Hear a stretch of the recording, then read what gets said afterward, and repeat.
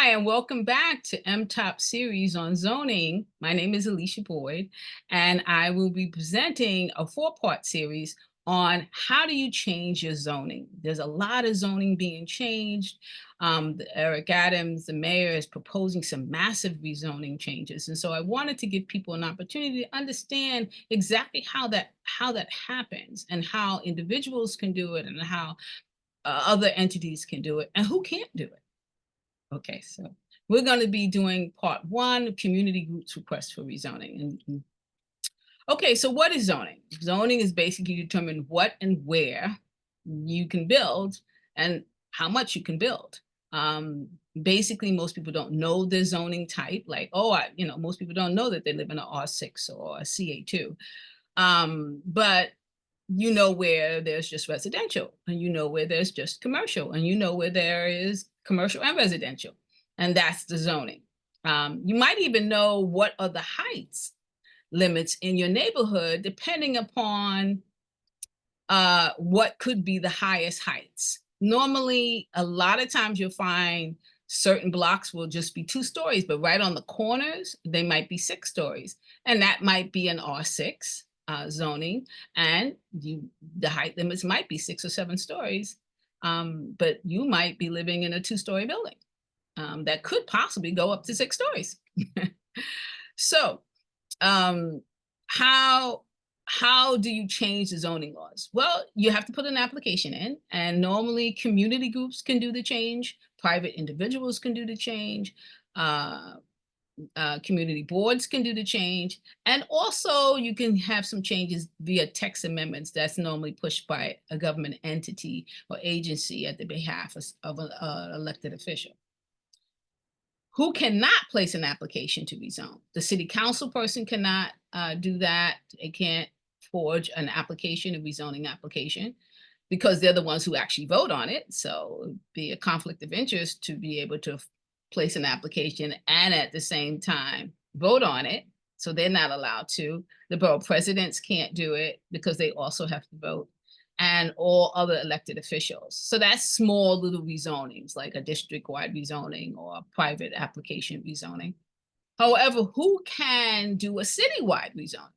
Well, the mayor can do that via the Department of City Planning, and the city council can do that. And sometimes they do these things. It's not really very major, but they do text amendments that might apply to, for example, all hotels can now exist in a certain zone in a certain way. But they're normally more broader applications that apply to the entire city. So zoning is not permanent. Zoning can be for a century, or it could be for a single day, depending upon the political environment, right? So it's not permanent, but it's definitely political. We're going to use the Book and Botanic Gardens as an example. So we take you through what is happening on the political realm. In the Dinkins administration, they downzoned, protected BBG, felt that, green space was important. And so they gave some protections, more like contextual zoning. And then the de Blasio administration, who was starting to be very pro-development, allowed developers to break that protection in, and the upper portion in this map, as you can see, was rezoned. So they took away those 6 or 7 story height limits that were put in 1991, and they allowed developers to go 17, 18 stories. As long as de Blasio did have a line, he says, as long as it didn't come back and say it would destroy BBG, we'll let them build. They didn't care about the community. They didn't care about how dense we were. They didn't care about, sewer infrastructure. They didn't care about anything, but let them build. So, so that rezoning happened. And then under the de Blasio administration, the R6, if you look down at the lower level of this picture, was also a rezoning was being planned for that. And, but it did come back that it would cause harm after we filed the lawsuit and kind of forced the city to admit that. De Blasio pulled the plug. He said, okay, that's where I draw the line, and we will not allow the Book and Botanic Gardens to be destroyed. And so he pulled the application on that one. Now we're in the Eric Adams administration, very pro-development, really doesn't care about communities, clearly, um, doesn't care what he destroys in the process. And all he cares about is as long as that luxury housing is labeled as affordable, you can build.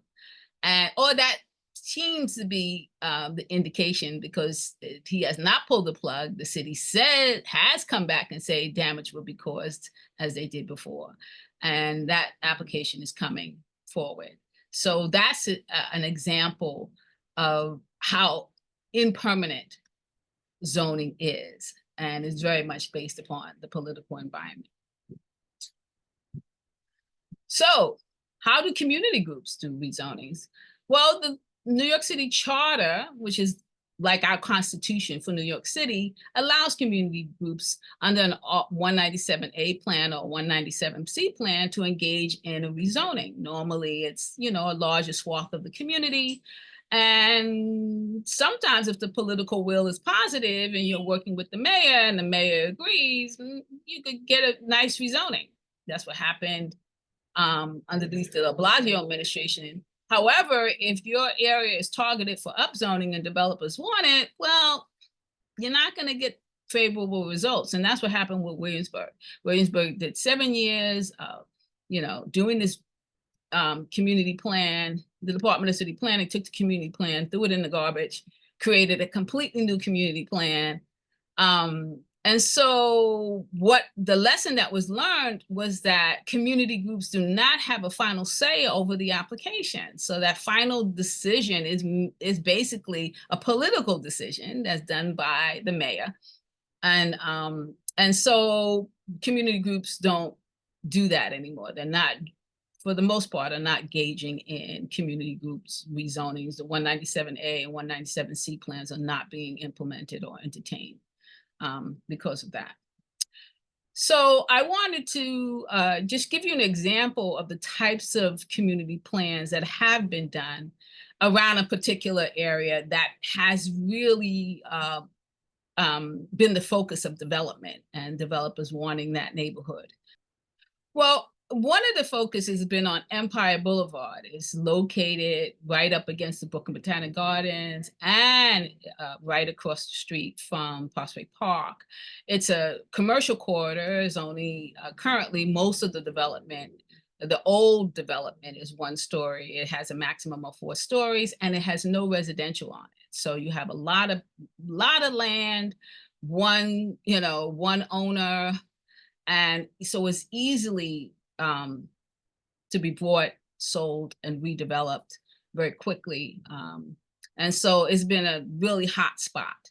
However, the community really has pushed back against this development because of the potential of really serious damage to the community, right? First, in shadow impacts. I mean, you know, if you look at the Sullivan, Ludland, Stoddard area, that whole area would be in shadows for 6 or 7 hours a day. And then in the wintertime, you would get almost no sunlight at all.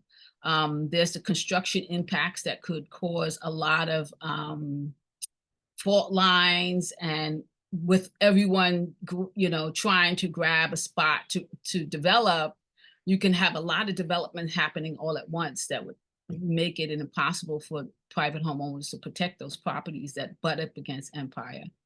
You also would be unstoppable as far as heights are concerned, because we know that during a rezoning, developers can ask for 50 and 60 and 70 stories, and we know that the city has approved those types of rezonings. And most of the homes are private home owners, private Black homeowners. So we're talking about a large Black community, a middle-class Black community who have vested in this neighborhood for over 60 years. So their homes are really at risk. And then there's displacement of over 100,000 residents because up in the upper corner, this is Crown Heights. We have probably the second most affordable neighborhood left in Brooklyn. And we house a large, you know, hundreds of thousands of people, children, seniors, and the median income is 55,000. So it's a very affordable currently, and that massive amount of development will definitely cause a wave of displacement. So now that you know a little bit about Empire Boulevard, we're about to go ahead and talk about the community groups that have been formed to try to do a rezoning on them. Once we have been successful at stopping a district-wide rezoning, one community group, the Parsley Leffers Gardens community, was given money by the elected officials, Eric Eric Adams, Diana Richardson, and Matthew were given money to do a rezoning application. We challenged that in a court of law, and we basically said the Parsley Leffers Gardens really could not rezone us because they were not responsible for the whole entire district that was being proposed. They would do that application. And then there was a smaller application with a block association. And again, it was basically the same rationale, but this time the CB9 wanted to be co-applicant, and we challenged that. And that application never got certified because community boards cannot be co-applicants on private applications.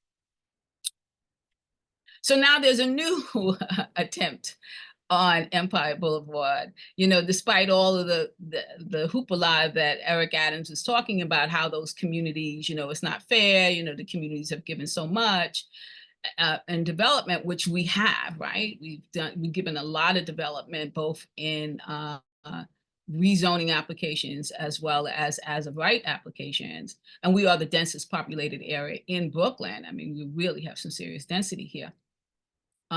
They are planning to do a rezoning underneath, using the Brooklyn Botanic Gardens, doing the scare tactic. Oh, if we won't approve that rezoning application if you engage in a rezoning application where we're going to give you more protection than what you currently have that we're challenging right now. I know it doesn't really make sense, does it? But it's what they would say so that they could get BBG to be the applicant of record and then take the application and do whatever they want with it. And then BBG will have no power to stop it.